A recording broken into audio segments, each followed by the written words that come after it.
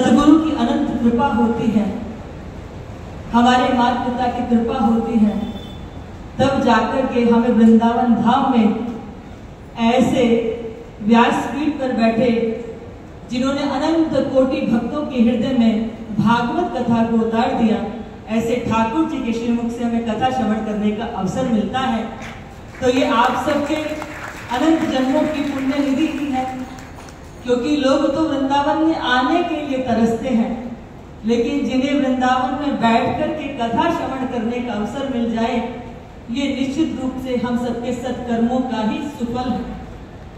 ज्यादा समय नहीं लेंगे, क्योंकि आप सब पूज्य ठाकुर जी के श्रीमुख से बहुत देर से कथा श्रवण कर रहे हैं, अवसर मिला है। महाराज जी का बड़ा निवेदन था, एक बात कहकर के अपनी बात को पूर्ण करेंगे।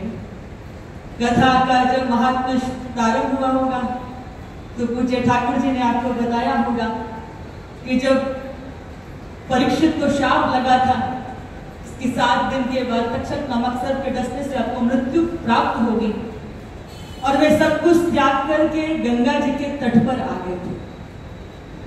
देवताओं को भी खबर लगी कि श्री सुखदेव भगवान जिनके दर्शन दुर्लभ हैं, वे स्वयं अपने श्रीमुख से परीक्षित को कथा सुनाने के लिए गंगा के तट पर आए हुए हैं। तो चहु और बड़ा आश्चर्य हुआ कि आखिर परीक्षित को कथा सुनाई जा रही है। तो देवता सुधा कुंभम गणित देवा देवास्तत्र समागमन सुधा का कुंभ लेकर, अमृत का कुंभ लेकर पहुंचे थे। और आप सबने सुना होगा कि सज्जनों को एकत्र करना इतना मुश्किल होता है, तो यहाँ पर देवता और असुरों का एकत्र करके समुद्र मंथन कराया गया था। उस समुद्र मंथन में से ये अमृत प्राप्त हुआ था, और ये देवता कह रहे हैं कि ये अमृत आप परीक्षित को दे दो, क्योंकि इनको शाप लगा है, इसके बदले में हमको कथा सुना दो। आप देखिए कि कहाँ अमृत और कहाँ वह कथा। तो परीक्षित जी कहते हैं अपने गुरुदेव सुखदेव भगवान के चरणों में, बड़ी आश्चर्य भरी दृष्टि से देख रहे थे, मैं क्या करूं। तो उन्होंने कहा कि गुरुदेव, इस अमृत को पाने से क्या होगा और इस कथा को सुनने से क्या होगा। तब श्री सुखदेव भगवान ने अद्भुत बात कही। उन्होंने कहा, यदि आप इस अमृत को ग्रहण करेंगे तो आप दीर्घजीवी बन जाएंगे, पर यदि आपने इस कथा को श्रवण कर लिया तो आप दिव्य जीवी बन जाएंगे। जीवन छोटा सा हो, पर यदि वह सार युक्त है तो उस जीवन की महत्ता होती है। नहीं तो ऐसे तो कछुआ भी 100 वर्ष जीकर के धरती से चला जाता है। मात्र हम खाने पीने या सोने भोगने के लिए नहीं आए, हम तो मैं जानने के लिए आए हैं कि आखिर मैं कौन हूँ। यदि वह यात्रा प्रारंभ नहीं हुई तो मात्र अभी तक हम सांसें पूरी कर रहे हैं। जैसे जीव आता है चला जाता है, मनुष्य भी उसी लिए आया।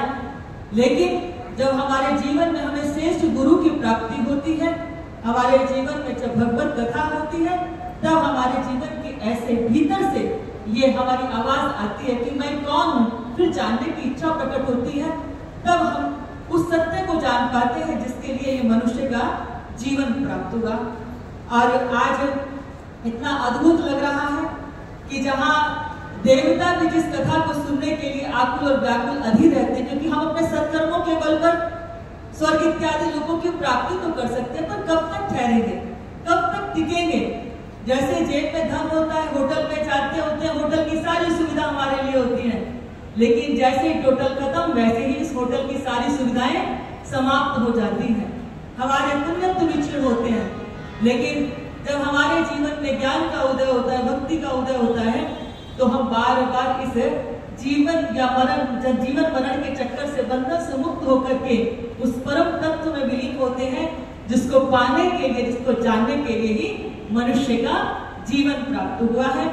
तो पूज्य ठाकुर जी ने तो अद्भुत देश दुनिया में इस भागवत की कथा को इतने सुंदर सरल रूप से सबके हृदय में प्रवाहित किया।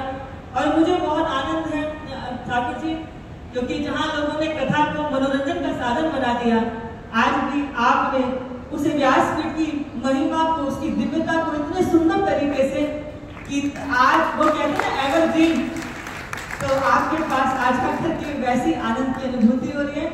पुनः इस व्यासपीठ को बहुत बहुत नमन है, अद्भुत आनंद की प्राप्ति हो रही है। और आप सबके भाग्य पर एक बार अपनी जोरदार ताली बजा लीजिए। कि वृंदावन में आपको इतना दिव्य अवसर प्राप्त हुआ कि 7 दिन आपको इस भगवत कथा की सुर सरिता में गोते लगा करके आनंद लेने का अवसर मिला है। पुनः पुनः महाराज जी के चरणों में प्रणाम है। भागवत जी